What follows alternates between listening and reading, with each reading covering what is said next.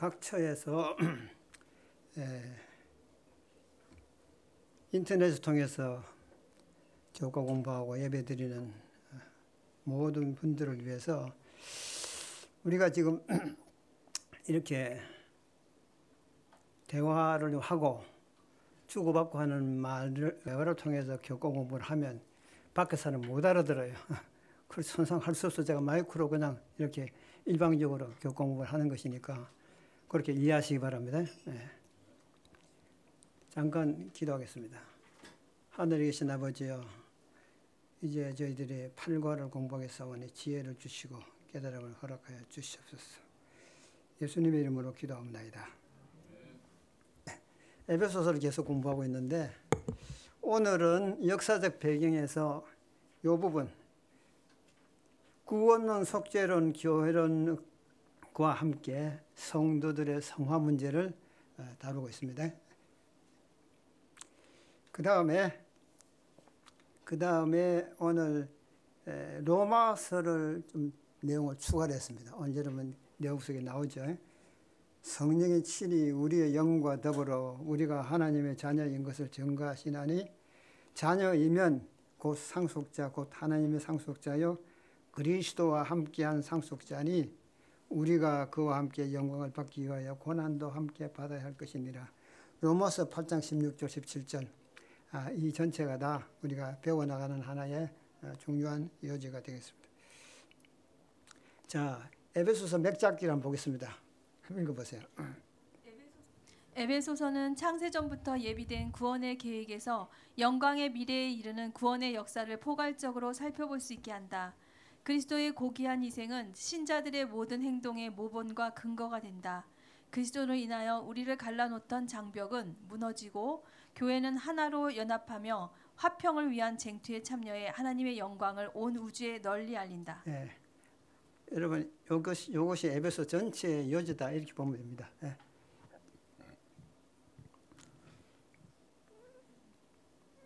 그 다음에 오늘은 그리스도로 꼴지어지는 삶, 성령이 이끄는 삶 이 말 보겠습니다. 기역절 다 같이 시작. 너희는 유혹의 욕심을 따라 썩어져가는 구습을 따르는 옛 사람을 벗어버리고 너희의 심령이 새롭게 되어 하나님을 따라 의와 진리의 거룩함으로 지혜성을 받은 새 사람을 입으라. 에베소 4장 22절 24절 이 중에서 새 사람을 입으라는 말씀을 잘 기억하시기 바랍니다. 그 내용이 중요하니까요. 서론 읽어보세요.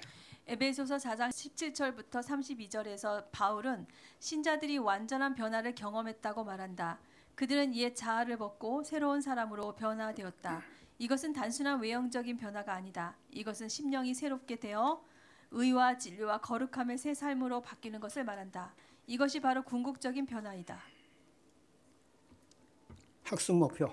하나님은 우리의 생활과 언어 생활이 그리스도를 닮아 새롭게 되기를 원하신다.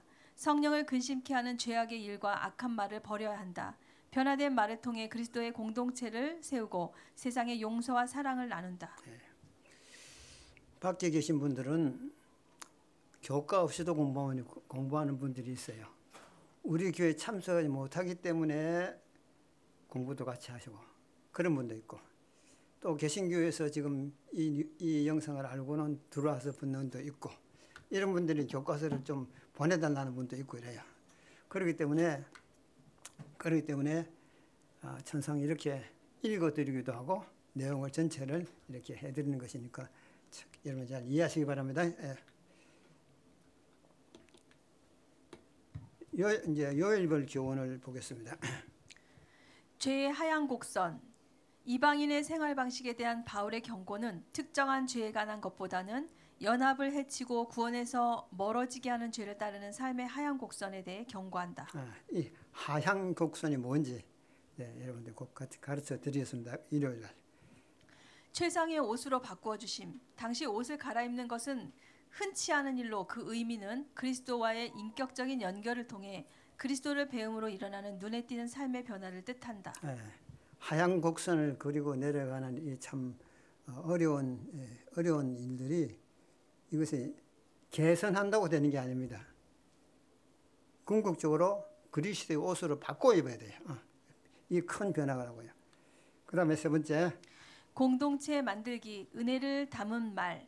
바울은 공동체를 세우는 데 있어서 말의 중요성을 강조한다. 그리스도인은 부정적인 말의 폐해에서 벗어나 덕을 세우며 은혜가 있는 적절한 말을 해야 한다. 네, 이것이 공동체에서 일어나야 될 말이고요. 신자들의 삶에 함께 하시는 성령. 성령과 신자의 관계는 지속적이다. 말의 은사를 잘못 사용하는 것은 성령을 근심케 하지만 성령은 떠나시는 것이 아니며 신자들과 함께 하기를 원하신다. 네. 그 다음에 바울은 수직적 용서를 수평적 용서로 적용하는 언어 생활을 제시했다.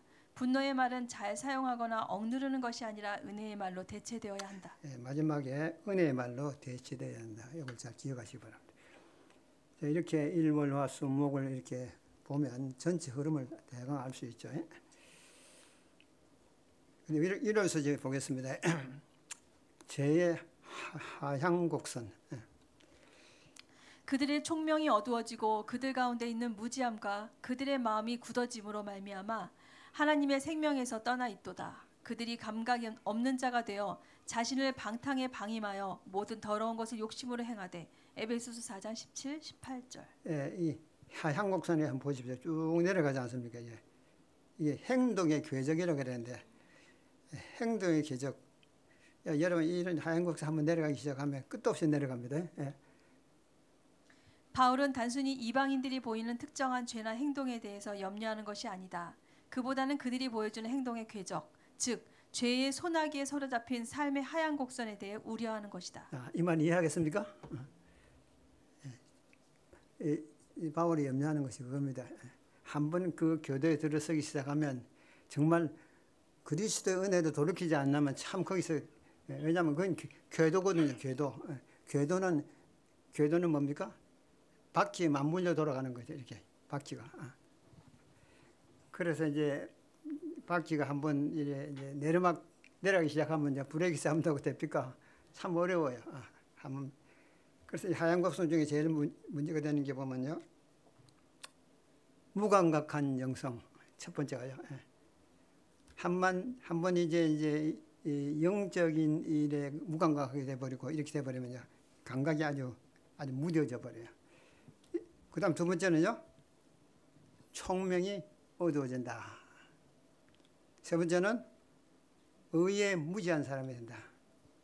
이게 이제 하얀 곡선을 그리고 내려가는 겁니다. 우리 아들이나 딸이나 우리 이웃이나 또 그다음에 우리 가까이 있는 분들이 혹시라도 이렇게 하얀 곡선 내려갈 때 아주 우리는 은혜의 말씀을 잘 가르쳐야 합니다. 한번 이렇게 되기 시작하면 그다음에 어떻게 되면 마음이 굳어져요.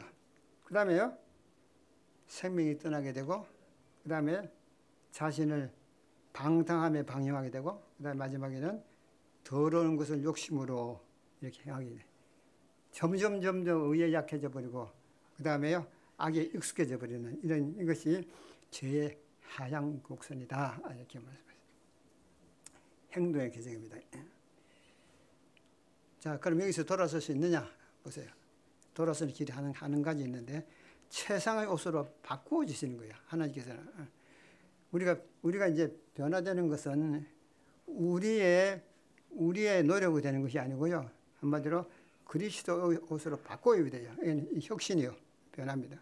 개혁입니다. 새 사람으로 변화되기 위해서는 어떻게 해야 하는가? 첫째요. 읽어보세요.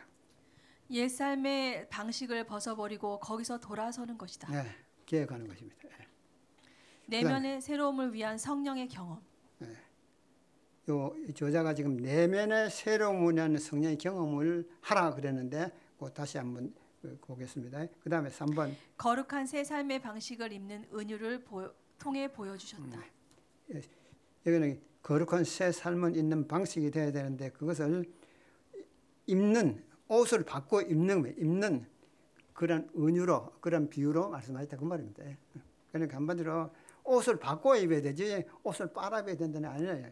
그리스도 의의 옷으로 바꿔 입을 때 거기서부터 나오는 모든 것이 뭡니까? 거룩한 말들이 흘러나온다. 그렇게 봤다는 거죠.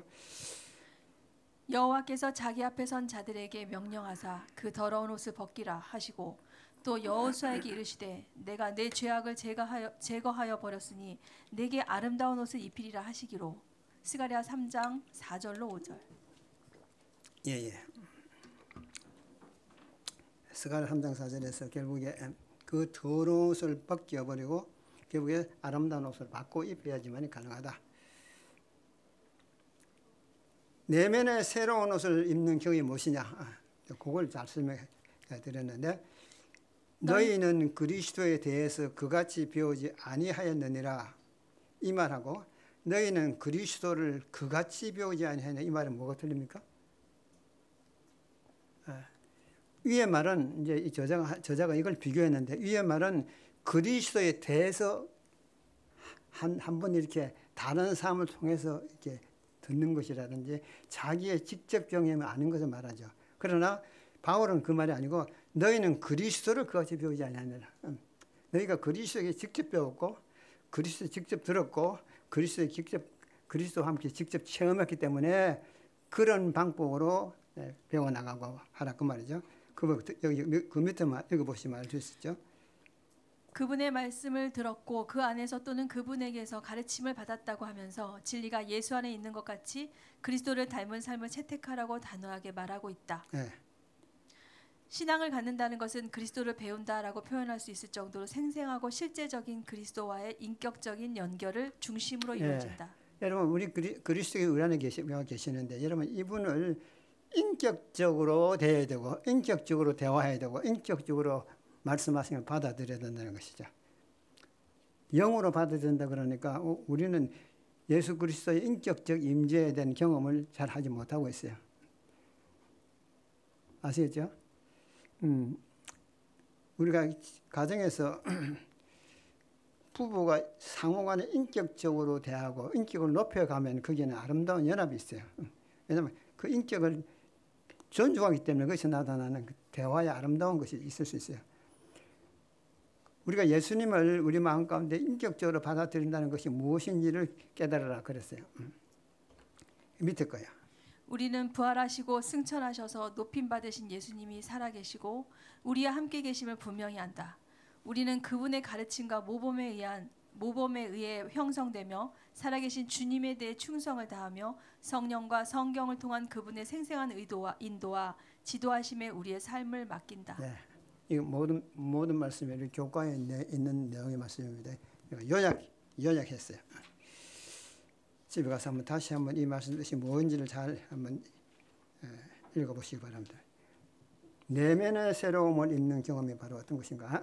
그 다음에 화열수지, 공동체 만들기, 은혜를 닮은 말, 분을 내더라도 죄를 짓지 말며 해가 지도록 분을 품지 말고 마귀에게 틈을 주지 말라는 것은 무슨 뜻인가? 참 이거 우리가 많이 읽은 말씀인데 분을 내더라도 죄를 짓지 말며 예. 정당한 의분이 사적인 원한과 복수와 통제력 상실로 귀결되지 않도록 경고를 준 것이다. 화를 내는 것이 좋을 때도 있지만 화내야 할 때를 분별하지 못한다. 재림 주석에 이렇게 말했어요. 분을 낸다는 것은 뭡니까? 의분. 예. 이런 의분은 언제나 일어날 수 있다는 거죠. 그런데 이 의분이 일어날 때, 분이 일어날 때, 화가 일어날 때 그걸 어쩔 수 없이 참 받아들일 수밖에 없다고 말을 하지만은 그것이 뭐가 되면요. 해가 지도록 분을 품고 있으면 마귀에게 틈을 주게 된다. 그럼 분을 계속 품고 있으면 무슨 결과가 나온다는 겁니까? 원한과 복수와 통제력의 상실도 기결되어 버린다는 거죠.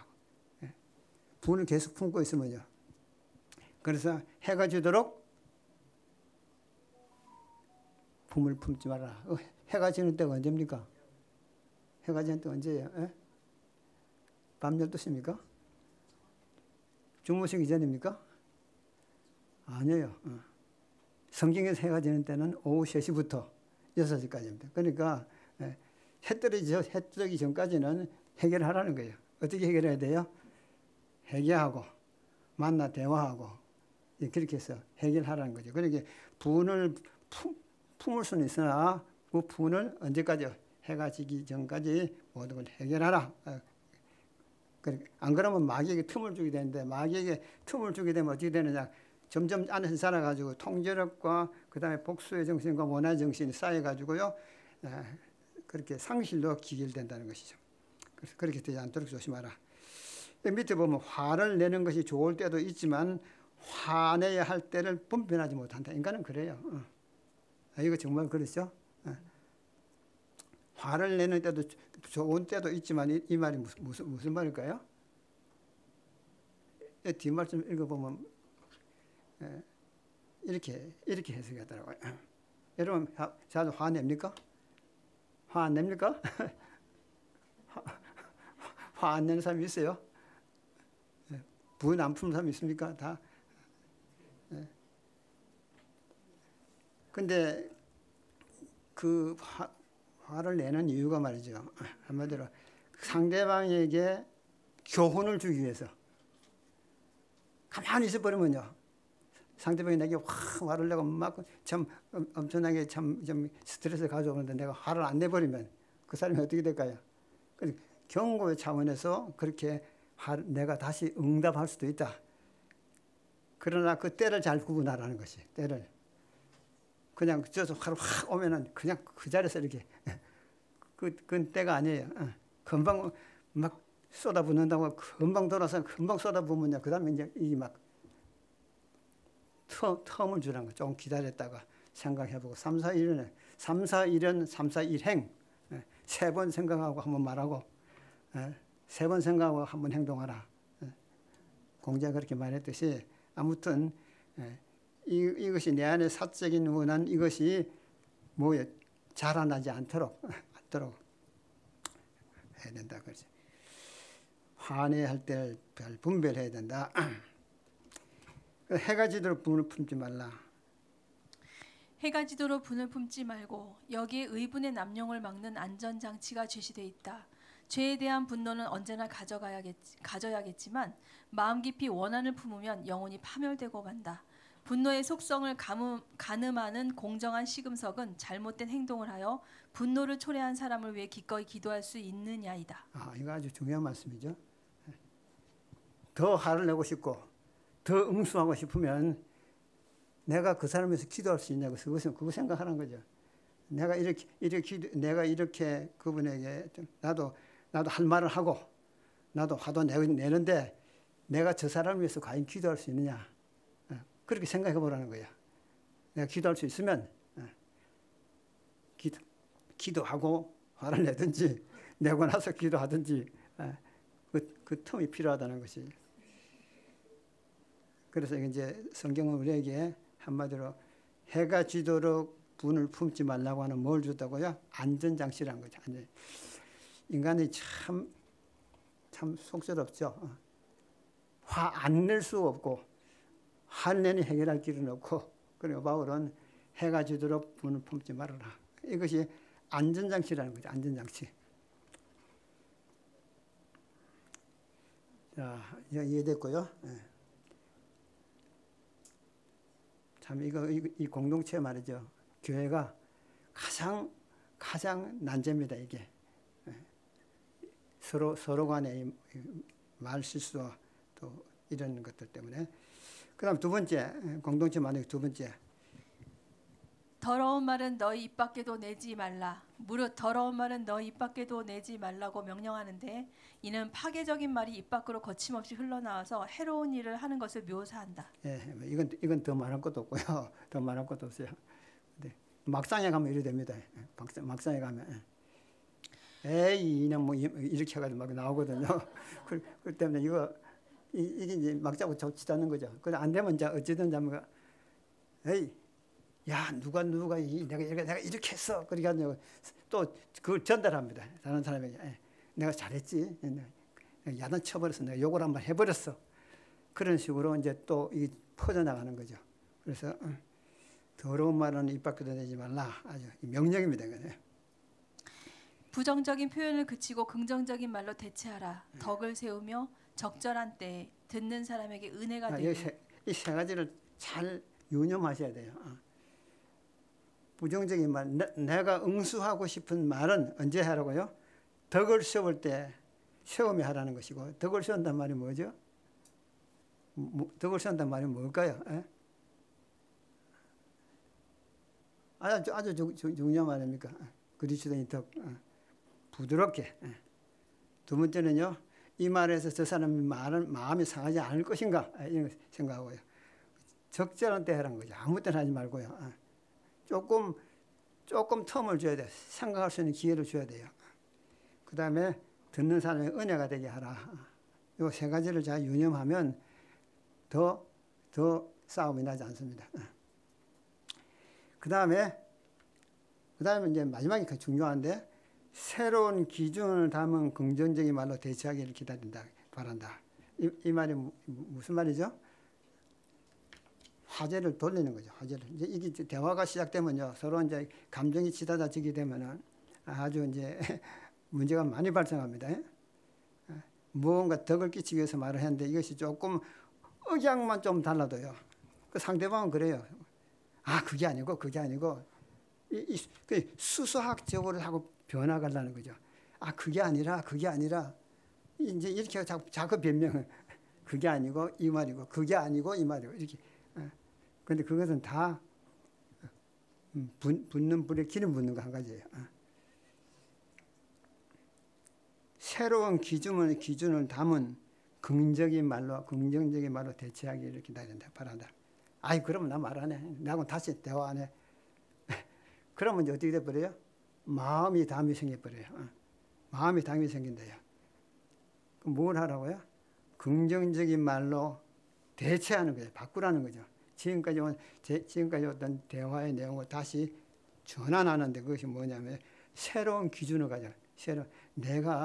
내게 이 말을 하는 것은 참 내가 잘못했다. 그러나 이래서 내가 이런 말을 하게 된 게, 이렇게 해가지고 이제 상황을 좀 이제 반전시켜야 합니다. 부드럽게 해야 되고, 그 다음에 새로운 기준이기 때문에 이제 목적이 달라야 돼요. 내가 너를 사랑하기 때문에, 또 너희 누구를 사랑하기 때문에 내가 너를 위해서 이렇게 해가지고 이제 이 말을 하는 것이니까, 그렇게 하면서 이제 말을 대처해야 됩니다. 긍정적인 말로. 내가 너를 야단치는 것은 그게 아니고 너를 잘 되라고 하는 거야. 이렇게 해가지고 자녀도 그렇게 하잖아요. 잘 되라고 하는 거야. 자, 이게 은혜가 다른 말입니다. 그 다음 수혈서지. 신자들의 삶에 함께 하시는 성령, 이제 하나님의 영이 함께 하십니다. 공동체에서 성령의 임재를 담은 선한 말에 대해서 무엇라고 권면하는가? 첫째, 읽으세요. 성령을 근심하게 하는 말. 신자들이 교회에서 서로에게 저지르는 죄는 그저 스쳐 지나가는 사소한 잘못이 아니다. 우리가 하나님의 은사인 말을 오용하여 다른 사람을 헐뜯는 것은 성령을 슬프게 하는 것이다. 아주 중요한 문제를 오늘 공부하게 됩니다. 그죠? 우리가 사소하게 스쳐 지나가는 말들, 그리고 거기에 또 감정 섞인 말들, 뭔가 좀 원한 섞인 말들, 뭔가 좀 자기 의를 드러내고자 하는 교훈들, 이런 것들이요, 참 자기로서는 좋다고 생각할지 모르지만 그것이 성령을 금시하게 하는 것이 이제 될 수도 있다. 다른 사람을 헐뜯는 것은 성령을 슬프게 하는 것이다. 또 구속의 날까지 인치심을 받았음. 우리가 다 하나님의 아들을 믿는 것과 아는 일에 하나가 되어 온전한 사람을 이루어 그리스도의 장성한 분량이 충만한 데까지 이르리니. 에베소 4장 13절. 그 다음에요. 그리스도를 영접한 날부터 구속의 날까지 성령께서 그들의 인치심을 확증하면서 신자들을 격려한다. 성령과 신자의 관계는 깨지기 쉬운 것이 아니라 단단한 것이다. 신자들이 하나님의 은사인 말을 무기화하여 내주하시는 성령을 무시할 때라도 성령은 떠나시는 것이 아니라 슬퍼하신다. 성령은 그리스도께서 재림하실 때까지 그들을 하나님의 소유와 보호를 받는 존재로 인치시며 신자들과 함께 머물기를 원하신다. 성령이 우리 안에 계셔서 우리를 인치셨다는 말이면 우리가 영원히 함께 하신다는 거거든요. 그런데 그 성령을 슬프시게 하면 되겠습니까?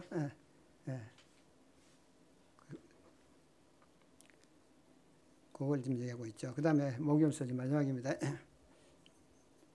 친절, 그리스도의 재림을 준비하는 자로서 우리는 말과 관련된 어떤 태도와 행동을 버려야 하고 어떤 모습과 행동을 받아들여야 하는가?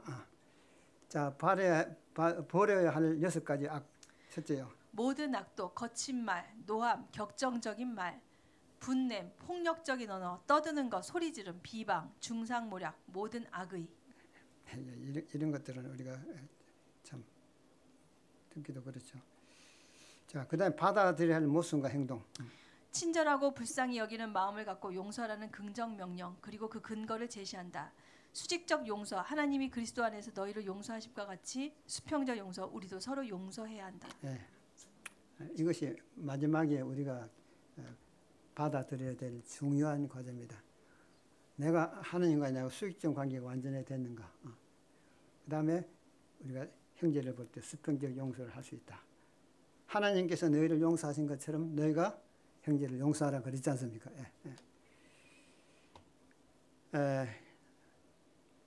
친절한 말과 친절한 행동 이런 것들도요. 하나님께서 성령을 통해서 능력 아니면 행할 수 없어요. 인간은 그런 근본적으로 그렇게 되지 못해요. 성령께서 역사하셔서 은혜를 주셔야 된다. 그렇게 볼 수 있는 것이죠.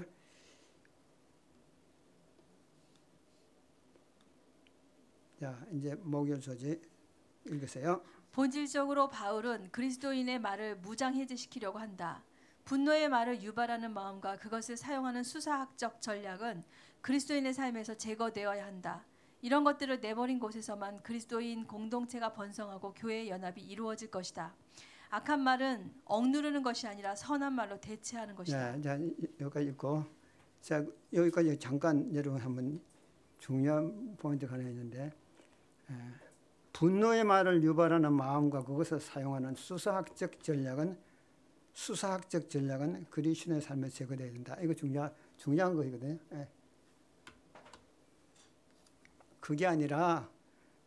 그가 아니라 이렇다. 자꾸 수사학적으로 자꾸 말을 반복하면서 자기 의견을 계속 덧붙이는 거죠. 그러니까 내가 이제 충분했으니까 충분히 설계했던 말 많은 것을 여러 방면으로 충고했기 때문에 알아들었을 거야. 이렇게 수사학적으로는 안 된다는 것이죠. 내가 여러 말로 이런 말로 저런 말로 충고하고 내가 아주 이제 했기 때문에 다 알아들었을 거야. 그런 계산적으로 해야 안 된다는 것이. 그래서 악한 말은 억누르는 것이 아니라 선한 말로 대체하는 것이다. 그렇죠? 그러니까 밑에 갑니다.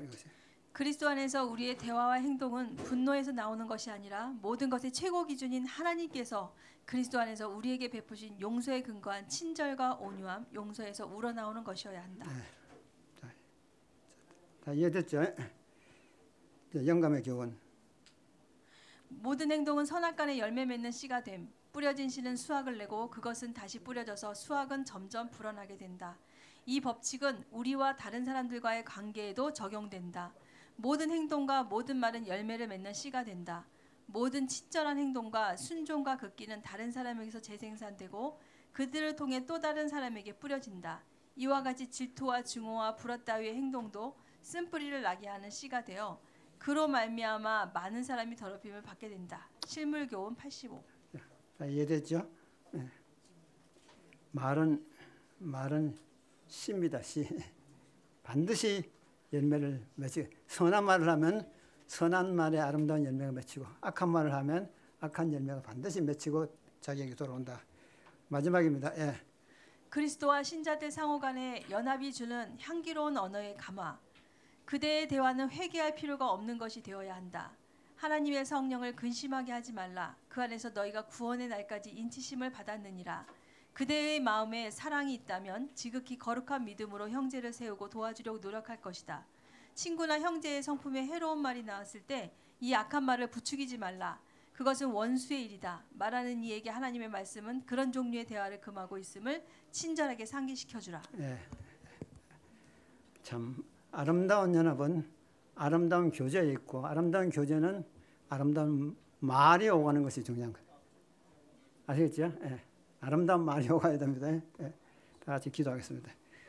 하늘에 계신 아버지여, 이제 우리가 배운 대로 저희들이 말하고 행동하고 실천하는 저희들 되게 주시옵소서. 예수님의 이름으로 기도합니다. 감사합니다. 오늘 제가 목이 많이 쉬어가 죄송합니다.